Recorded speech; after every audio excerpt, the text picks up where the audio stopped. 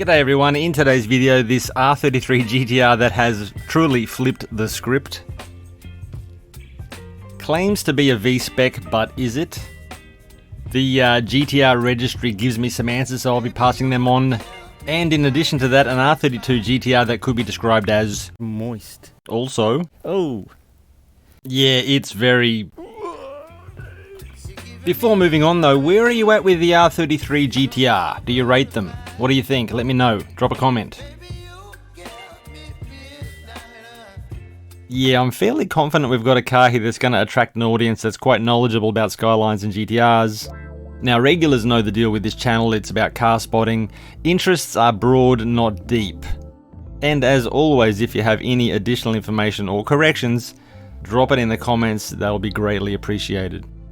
Okay, time to gather around the campfire, kids, and it was mid-August 2021, and I was doing my weekly walk through a particularly large auction yard in my neighborhood, which I clearly don't want to identify. As soon as I caught a glimpse of this thing, I knew to turn my camera on. I mean, at first glance, it looked like a real GT-R and one that had been in a prank. Always interesting. And I should point out when I do my enjoyable Saturday morning walks that I'm not there for business. I know people bid and prices are realized and deals are there to be had, and I just want to put everyone's mind at ease. I got no access to or interest in any of these things. I'm there for the cars. Now, there is some information I do get access to, and there's a sheet on all the windscreens. Generally, just the most basic of information satisfies any curiosities I have.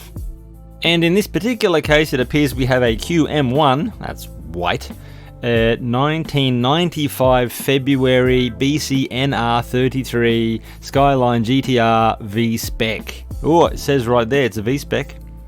And the odometer reading is 130,461 kilometers, unable to determine how many of those were completed with this car on its roof.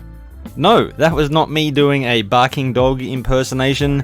This car in 2021 flipped on its lid in Fukuoka City. The information I heard was that it was near the airport, and I do thank the two people who took photos of the incident and posted them online, and I have since lost credit information. I would love to credit these people. I'm a bad person, I'm a terrible person, but I'll put it in the description. So yeah, it is a horror show, is it not? And are there any thoughts that you're having, like maybe they're a different car?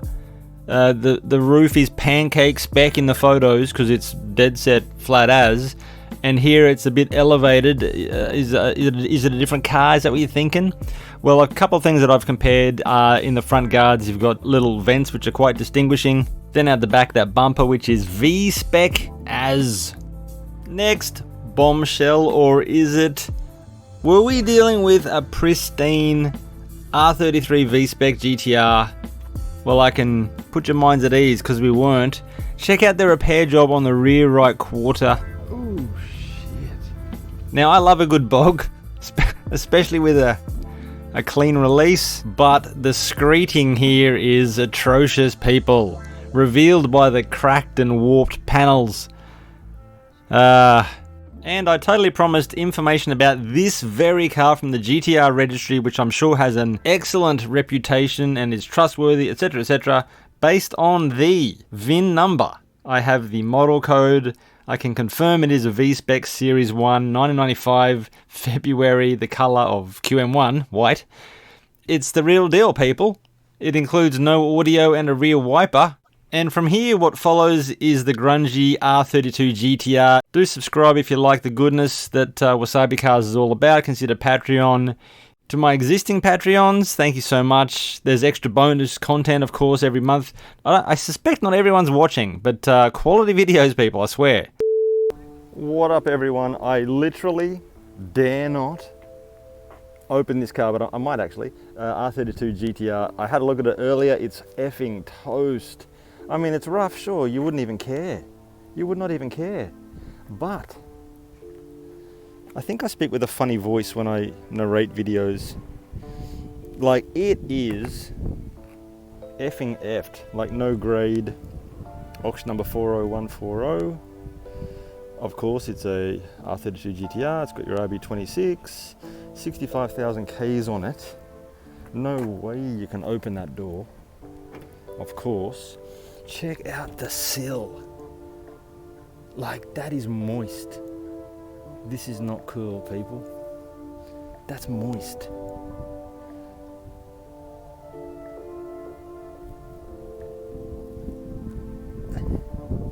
Yeah.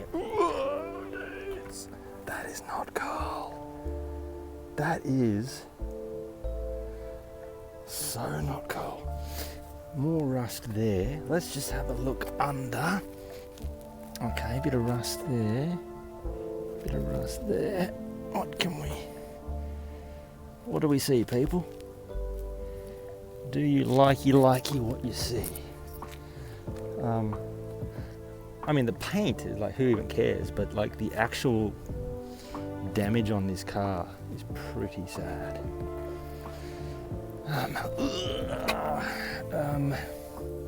Oh, my camera's in a spot. Wait a sec.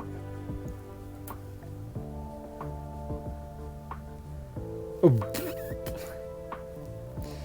Yeah. You know what? I wonder if this car... This is horrific. Absolutely bloody. There's a warning there about the handbrake. Oh, it's okay. Oh, okay, so like disconnect the battery, or it is disconnected, or something like that. Who even... Dudes.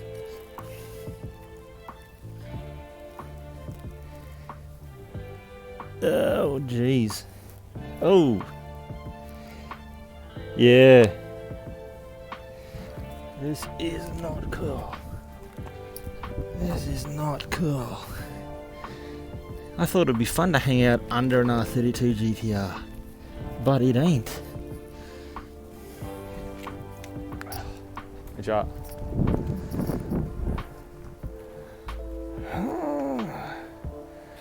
I do want to see the engine, hey? I would advise myself not to do this. BNR32 008372. Yeah, we're walking away from that. We're walking away from the troubles in my life. We're walking away. Dope. 11. What up, people? Thank you so much for joining me. Catch us later. Wait.